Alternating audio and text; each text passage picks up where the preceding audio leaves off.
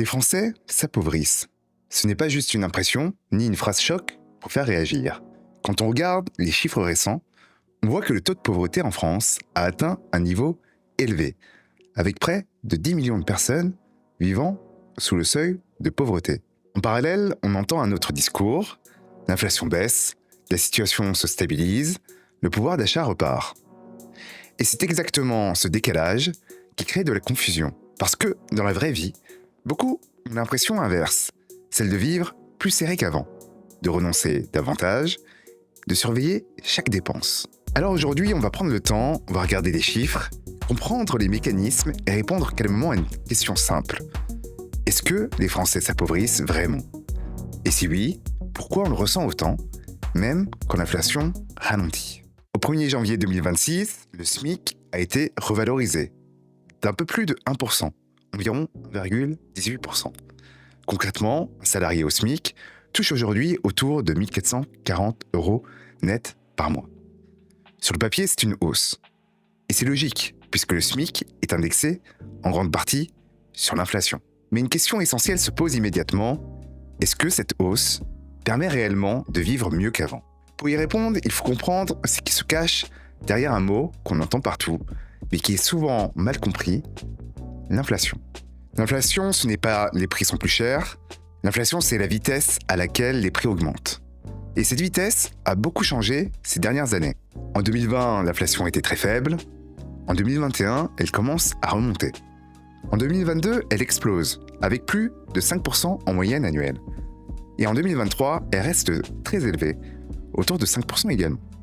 Puis en 2024 et 2025, elle ralentit fortement. Donc oui, le pic est passé. Mais attention à une confusion très fréquente. Quand l'inflation baisse, les prix ne baissent pas. Ils continuent d'augmenter, mais moins vite. Et quand les prix ont déjà beaucoup augmenté, le quotidien ne redevient pas plus facile du jour au lendemain. En France, l'inflation est mesurée par l'INSEE à travers l'indice des prix à la consommation. Cet indice repose sur un panier de biens et de services censé représenter la consommation moyenne des ménages. Alimentation, logement, énergie, transport, santé, services, produits manufacturés et loisirs. Des dizaines de milliers de prix sont relevés chaque mois et chaque catégorie a un poids précis dans le calcul final. Le point clé à comprendre, c'est que cette inflation est une moyenne nationale et une moyenne ne correspond jamais parfaitement à une situation individuelle. Si ton budget est très concentré sur des dépenses essentielles, ton inflation personnelle peut être bien plus élevée que l'inflation officielle. Aujourd'hui, l'inflation ralentit, mais beaucoup n'ont pas le sentiment d'aller mieux. Il y a plusieurs raisons à cela. D'abord, l'effet cumulatif. Les hausses de 2022 et 2023 sont toujours là. Les prix ont atteint un nouveau palier et ce palier est devenu la norme. Ensuite, la structure du budget. Quand le prix d'un téléviseur baisse, ça améliore les statistiques. Mais quand le prix de la nourriture, du logement ou de l'énergie augmente, ça impacte directement la fin du mois. Et c'est pour ça que pour comprendre ce que vivent réellement les ménages, il faut regarder ce qu'ils achètent et ce qu'ils payent concrètement. Prenons des comparaisons de prix très simples. Sur une période longue entre le début des années 2000 et aujourd'hui. Sur environ 20 ans, le prix des œufs est passé d'environ 85 centimes à plus de 1,60 €. L'huile alimentaire est passée d'un peu moins d'1 € à près de 2 € le litre. Le steak haché est passé d'environ 3,50 € le kilo à près de 9 ou 10 €. Ce sont des produits de quotidien, des produits que tout le monde achète régulièrement. Et si on regarde ce que les Français mettent réellement dans leur caddie, on retrouve toujours les mêmes références. Des bouteilles d'eau comme cristalline, des sodas comme Coca-Cola, des produits alimentaires très grand public comme le Nutella. Ce ne sont pas des achats exceptionnels, ce sont des achats répétitifs, hebdomadaires qui finissent par peser lourd quand les prix montent durablement. Le point le plus révélateur, ce n'est pas le prix seul, c'est le prix rapporté aux revenus. Au début des années 2000, un panier de courses courant représentait environ 4% du SMIC. Aujourd'hui, un panier équivalent représente plus de 8% du SMIC. Autrement dit, la part du salaire consacrée à l'alimentation a doublé. Quand une dépense essentielle prend 2 fois plus de place dans le budget, tout le reste devient plus contraint. L'énergie a aussi joué un rôle central dans cette séquence inflationniste. Entre 2021 et 2023, les prix de l'électricité, du gaz et des carburants ont fortement augmenté. Même avec des mécanismes de protection, la hausse cumulée a été très importante. Et surtout, l'énergie ne pèse pas seulement sur la facture du foyer, elle pèse sur toute la chaîne économique. Quand l'énergie augmente, le transport coûte plus cher. Quand le transport coûte plus cher, la distribution coûte plus cher. Et quand la distribution coûte plus cher, les prix alimentaires montent. Même si certains tarifs ont commencé à redescendre, le niveau général reste bien plus élevé qu'avant la crise et ses effets sont toujours présents dans les prix. Le logement est probablement le facteur le plus lourd dans le sentiment d'appauvrissement. Pour un ménage au SMIC, le logement représente souvent 30 à 40% du revenu, parfois davantage dans les zones très tendues. Pour les locataires, la difficulté est double. Les loyers sont élevés, il est de plus en plus compliqué de trouver un logement correct à un prix raisonnable. Pour ceux qui veulent acheter, la situation est différente, mais tout aussi compliquée. Les taux d'intérêt ont fortement augmenté, ce qui réduit la capacité d'emprunt. Et en parallèle, les prix de l'immobilier n'ont pas suffisamment baissé pour compenser cette hausse des taux.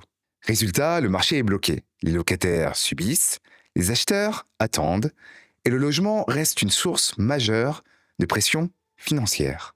À cette pression s'ajoute une autre réalité, souvent moins visible, les impôts locaux. La taxe foncière a fortement augmenté ces dernières années, en grande partie à cause de la revalorisation automatique des bases. Même sans hausse de taux votés localement, beaucoup de propriétaires ont vu leurs factures augmenter. Ce sont des hausses qui sont difficiles à anticiper, difficiles à éviter et qui renforcent l'impression de payer plus sans vivre mieux. Aujourd'hui, l'inflation ralentit, mais la question centrale reste la même.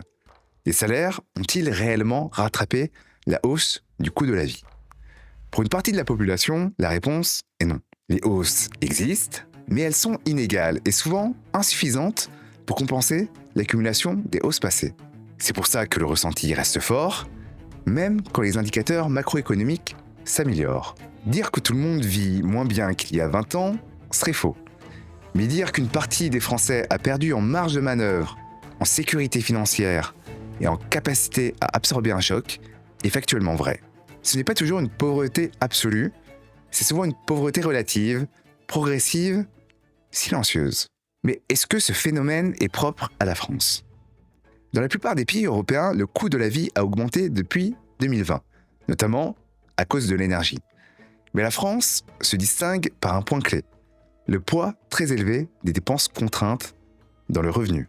Quand une grande partie du salaire est absorbée automatiquement, la moindre hausse devient un problème. Face à cette réalité, il y a deux options.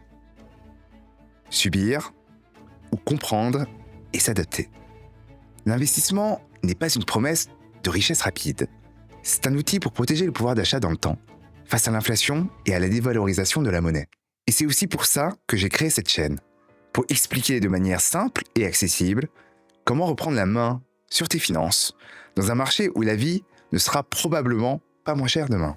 Alors, est-ce que les Français sont-ils plus pauvres qu'avant ?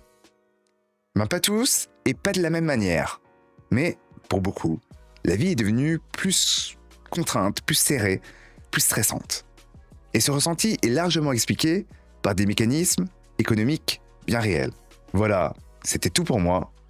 Si cette vidéo t'a aidé à comprendre ce qui se passe derrière les chiffres, si elle t'a permis de mettre des mots et des mécanismes sur ce que tu ressens au quotidien, alors n'hésite pas à liker la vidéo, à t'abonner à la chaîne et à activer la cloche.